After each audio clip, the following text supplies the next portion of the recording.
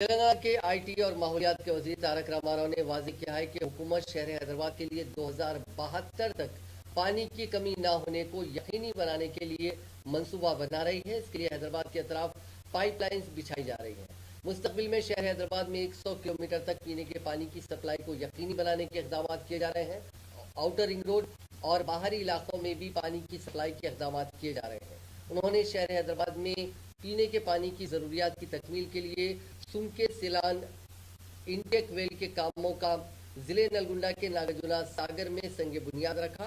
इस मौके पर खिताब करते हुए वज़ीर मौसूफ ने कहा कि हैदराबाद, रंगारेड्डी और मेडचल के आवाम के लिए आज का दिन काफ़ी अच्छा है।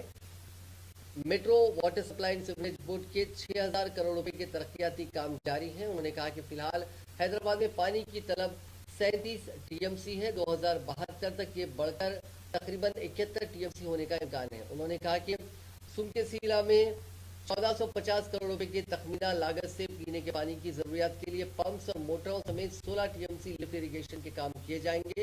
उन्होंने वाज़ेह किया कि यह प्रोजेक्ट आइंदा मौसम गर्मा तक मुकम्मिल हो जाएगा और हैदराबाद के लोगों को पीने का पानी फराहम होगा।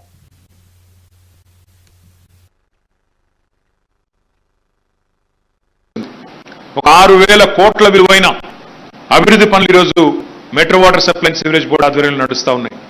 మంచినీటి విషయమే తీసుకుంటే ప్రస్తుతం హైదరాబాద్, ముఖ్యంగా మా పాత్రికేయ మిత్రులు దయచేసి ఈ విషయాన్ని జాగ్రత్తగా ప్రజలకి అందజేయాలనుకున్న విజ్ఞప్తి.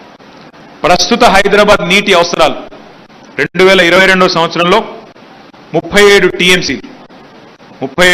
టీఎంసీలు. అదే మనం 2072 వరకు అంటే రాబోయే 50 ఏళ్ల వరకు ఆలోచిస్తే ఇది పెరిగి మరొక 40 దాదాపు మరొక 33-34 టీఎంసీల అవసరం మనకు ఉంటుంది.